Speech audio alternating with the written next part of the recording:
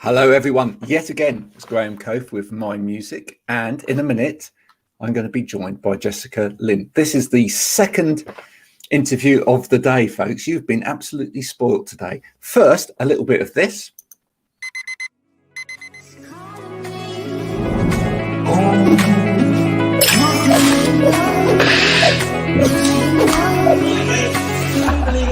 I need to get going, Mel. I'll see you later.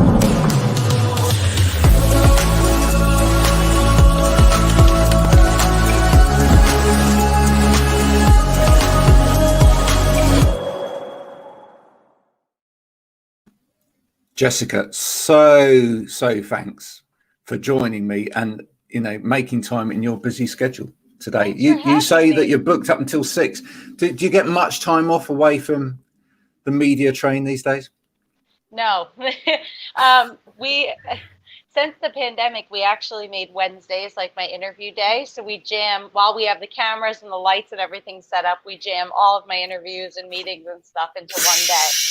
Yeah, it's just easier, and then you can relax. You don't have to get all dolled up on other days. And so I do my streams, I do my interviews, and it's fun, but it's exhausting because you're thinking for that long of a time period. No one wants to go to work and think, do they? I know. I just want to sing and not worry about anything. Yeah, no, absolutely. Where are you coming from? I live in New York, actually. Lovely. And this house in the background, I mean, this looks like it doubles up as a place where you can make music as well. It does. It's funny, we've been doing live streams since the start of the pandemic, and I always stream right from this living room. Right. And in a recent stream, everyone's like, let's play a game and we get a free ticket if we guess how many guitars are behind you. And the magic number, which I didn't even know, you just kind of collect and you don't really think about it. 38 in the living room alone. 38 guitars. That's a little bit greedy, isn't it? I mean, are they all for you or do some of them belong to someone else? Some of them are my father's, and the most are split between my husband and I, who's also my lead guitarist. Yeah. But you need one for every occasion and every outfit. So. Yeah, I like the fact that some of them are your father's. Now, I want to talk to you about that. So, music obviously is in the family, and started with your dad. So I come from a musical family. My mom and dad are both musical, and I always grew up with music on in my household. A lot of people ask, what was the moment you knew that you wanted to do music? And there was never a moment. It was just all I was ever around, or all I ever knew since I was a little kid. And now I'm very lucky that my mom is my background singer, my dad's my bass guitarist, and my husband plays lead guitar. So we're trying to train the dog to play tambourine. So it's like a full family. I was going to say, either that or you need kids, and then you just make them grow up and take on other instruments, and then you're there. Exactly.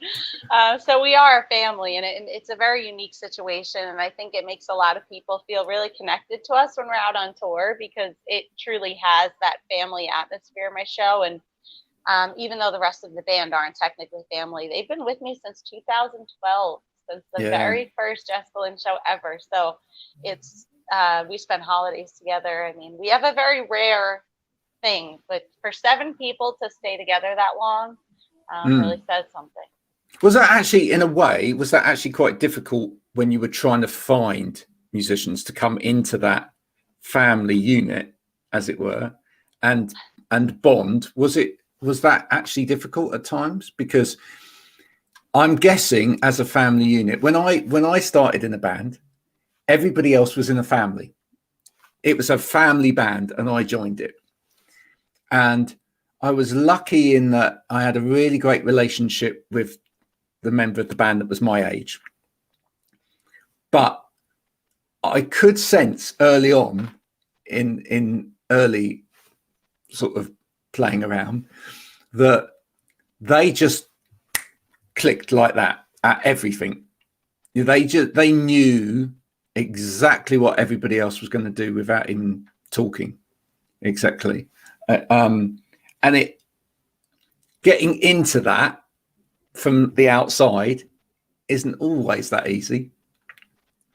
I think, and I totally understand that dynamic. And I think that because we've all been together so long since the start of this particular project, Yeah. we kind of all have that together. Before that, since I was 18, I made a living working in a wedding band with my family. So we were always doing, different events or different songs or things like that. But when the Jessica Lynn band started, we were kind of all in this together, even the other members that are still with me. So I think I would consider them to also have that same dynamic with us. And over the years, we've tried to add different pieces, like a fiddler, this or that here and there. And it's funny because you're right. For me, personality is everything. And you spend a lot of time with these people, and you need to be happy, and they need to be a nice person above all else, and have that work ethic that the rest of us have. So over the years, we've kind of tried and then weeded out because people just didn't seem to have that same, I don't know, click that we had. Yeah, it just weren't in it for the same, necessarily for the same reasons, perhaps. Yeah, I mean, all of us, it's really our blood, sweat, and tears. I mean, these guys that are with me to this day that get to do those awesome big festival stages, or have the bus. We remember back when we were crammed in a van with no air conditioning, driving across the country together.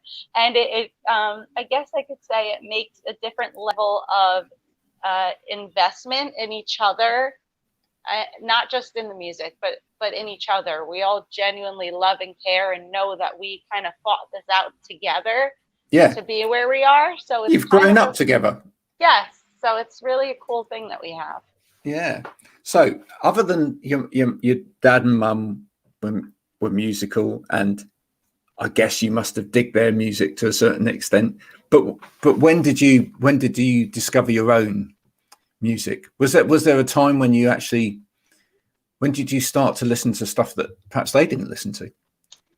I would say probably when I was becoming into my teenage years. I am an old soul. I love older music way more than today's music. And I think that's kind of reflected in my own sound. I've always been very different in regards to what's, really popular on country radio. I'm a lot more rock and roll and soul inspired than a lot of what's out there. And in the beginning, I thought that was my greatest downfall, but it actually turned out to be my greatest asset, because it opened up so many doors and opportunities, of people being curious, I guess, of, who is this? And, she's so different type of thing. But I just went on a tangent. I forgot what the original question was. Well, yeah, no. So who were you listening to back then? Yes. Yeah. So when I started writing my own music back then, again, to go off what I was saying, it was a mix of all these different things.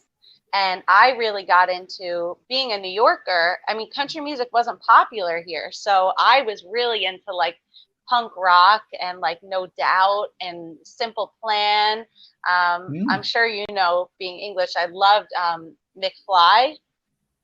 They were one of my favorite punk pop bands. I listened to them all the time. And I think that also, if you listen to my music, there's a lot of very punk pop riffs that are woven in throughout, which if you knew my influences, you'd pick up on.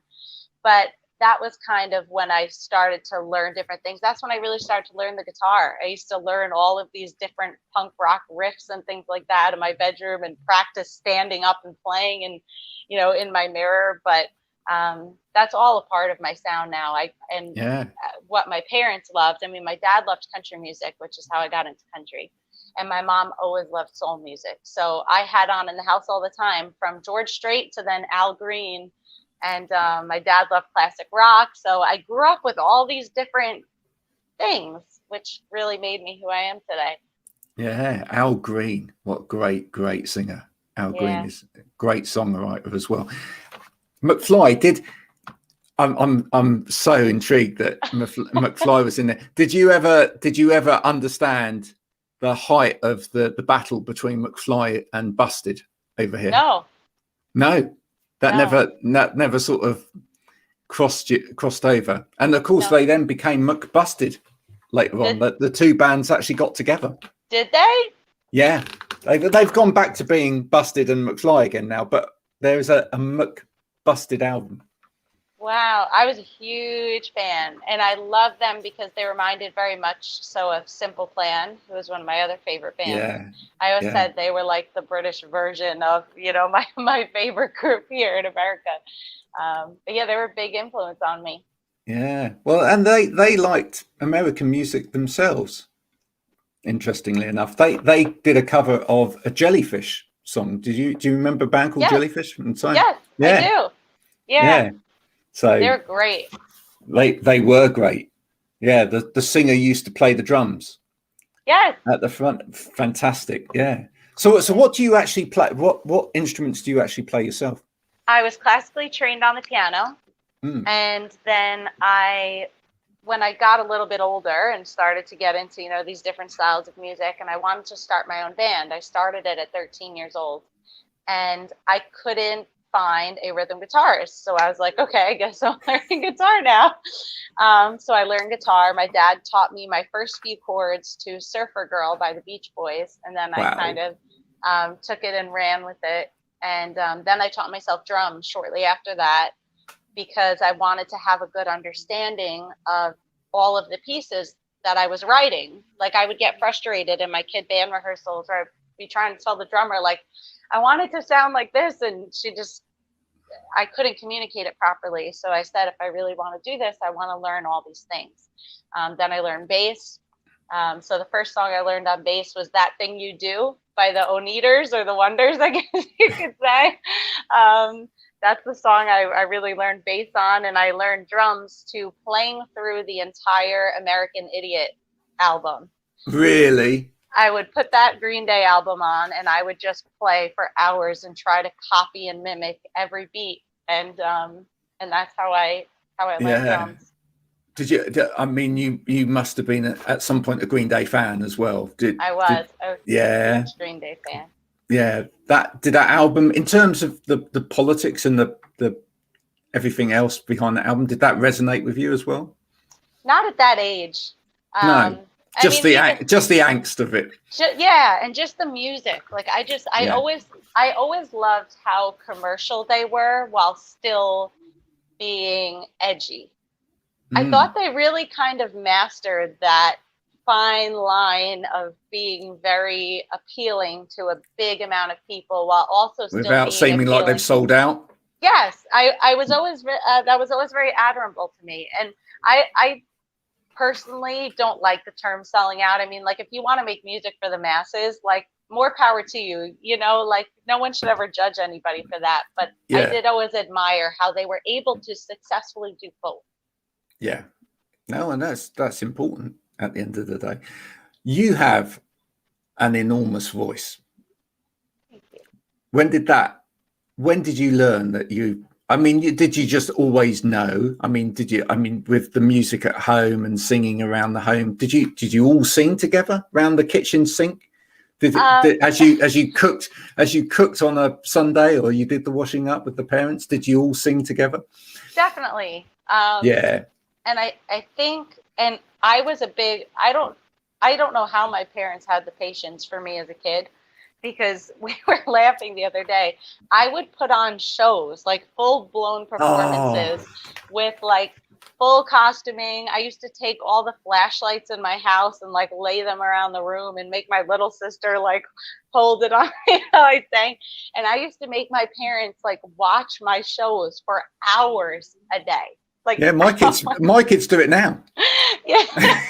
And it's just so funny thinking about like them. Like, I wonder back, like, were you guys like annoyed? Like, I have stuff to do. I can't sit here for 4 hours and hold this flashlight on you and video you.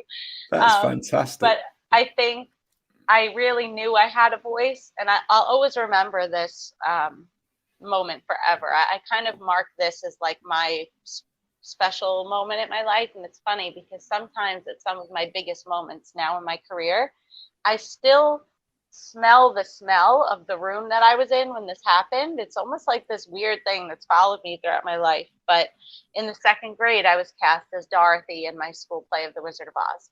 Oh, And I remember being so excited about that. And at the end of the play, I got to sing Somewhere Over the Rainbow. And I remember, like, the whole cast is kind of behind me on stage, and I remember singing it. And this applause that just went on and on and on and on.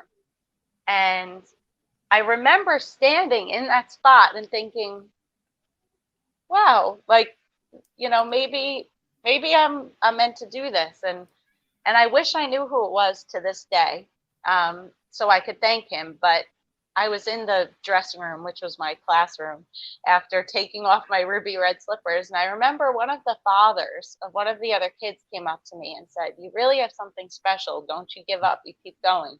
And I always remembered that. And for me, that was kind of like my moment. Like, well, that's your moment, because as you were telling me that, in the middle of it, a little lump came in your throat. Definitely.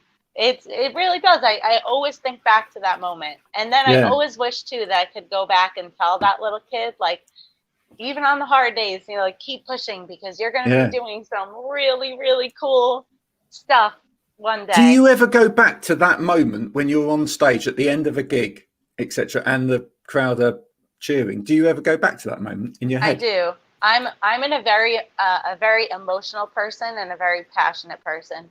And, like, I'm not afraid to show my emotions, not just through music, but, in real life. And a moment even more so than that I think about a lot when I'm on stage for a big thing is Richard Marx has always been, like, one of my favorite singer-songwriters of all time. And he was my first concert when I was 4 years old. And my parents took me and my little sister to see him. We were the only kids in the audience. And I remember, just because we would listen to his CD every day. And I remember we waved at him and he waved back, and, like, we just screamed, like, we were just so happy. And fast forward a year and a half ago, literally right before the pandemic in February, I got to open for him. And standing on stage and playing my music and turning and watching him sitting right there in the wings was, like, for me, like, wow, if you told that little 4-year-old that was, like, so excited that you would be standing right next to him, hanging out with him, like your songwriting, singing idol, like, what would she think? I always think about that. And I got very emotional backstage too. When he came out to do his set, he was so complimentary to me on stage, and, and I was standing right in the wing. And he'd say, "Everyone put your hands together. Wasn't she great?" And, like, I was just like, I can't believe my life right now. Like, what a full circle moment. And I felt so grateful that I always pushed and I always believed in myself. That was, like, a really special thing for me.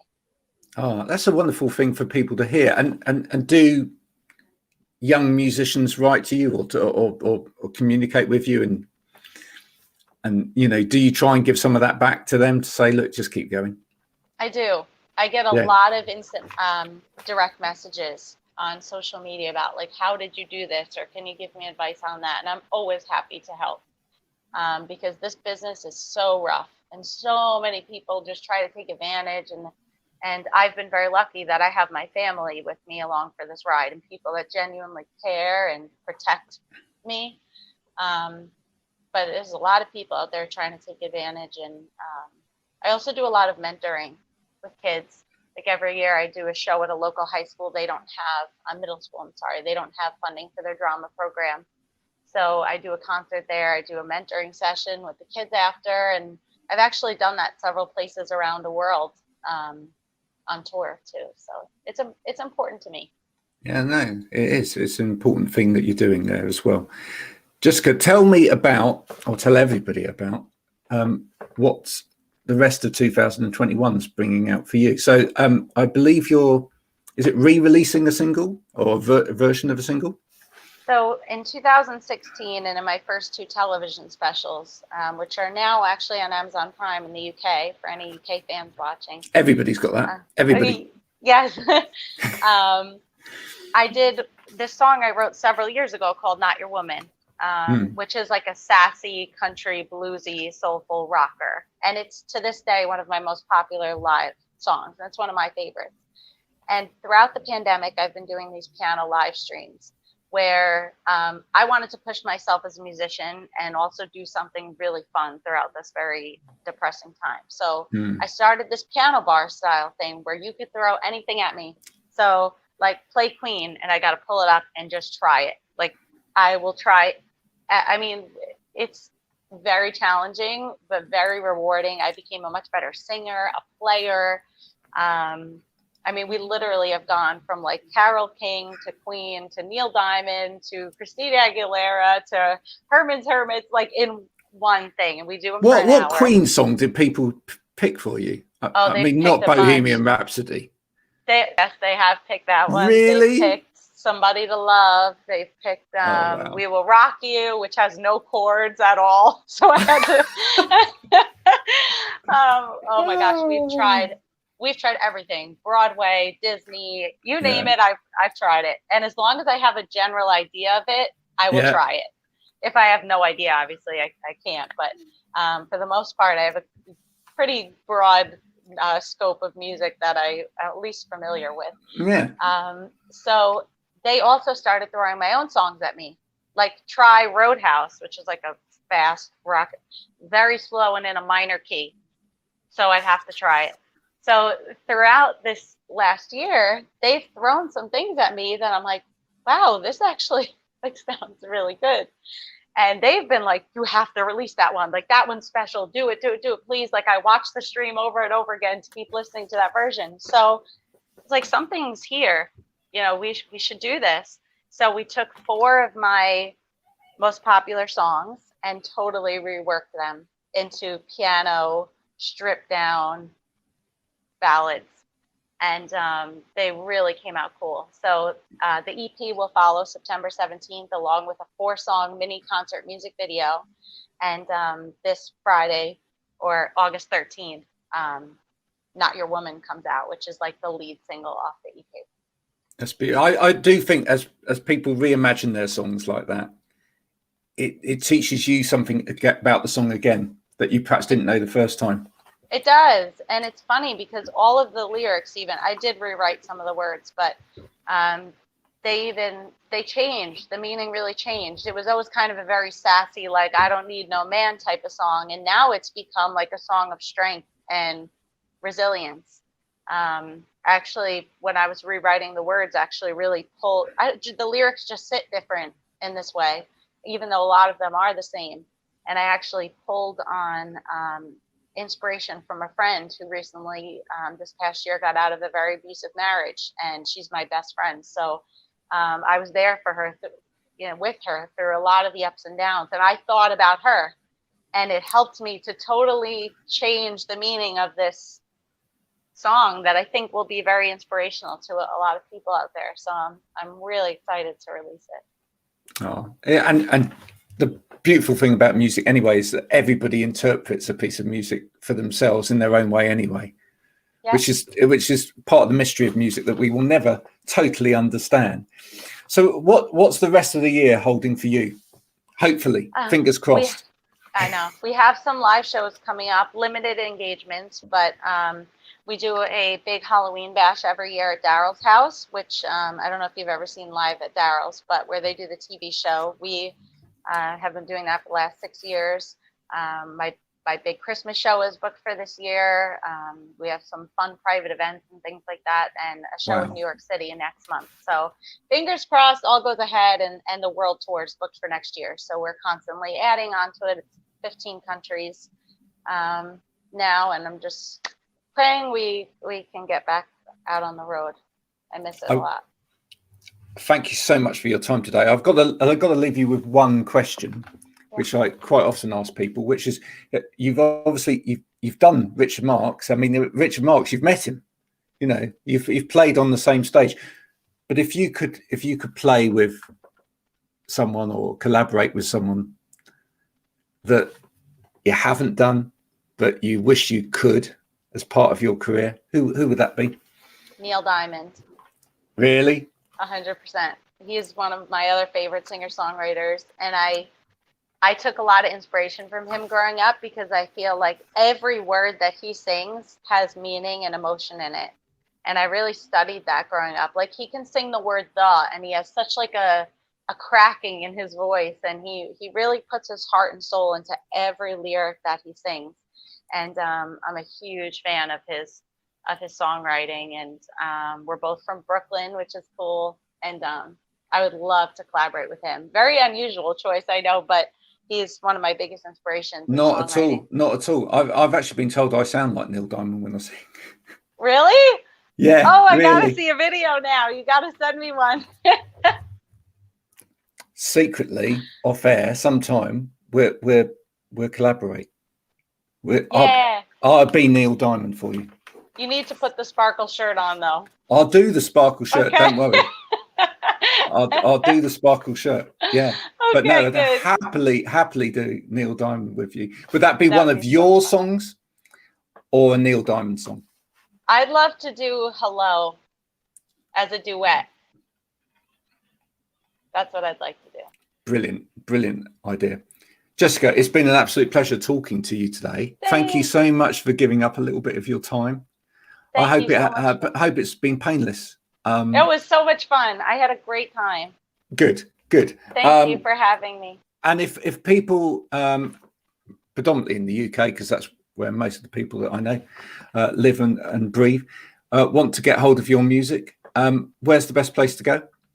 My website is jessicalynmusic.org, and that has links to everything. But I'm on Spotify, YouTube. You can see all pieces of the television specials. Amazon Prime has the TV specials.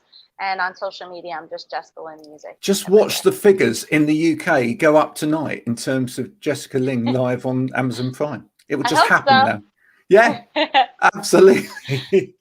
Until another time when we may speak again, and maybe with an album or a recollection of a tour. Thank you so much for joining me. I would love that. And I hope the rest of your year goes a bit better than the last 18 months have in terms of getting out there. Thank you so much. Thank you. I really appreciate it. Cheers. Bye for now. Bye. Bye.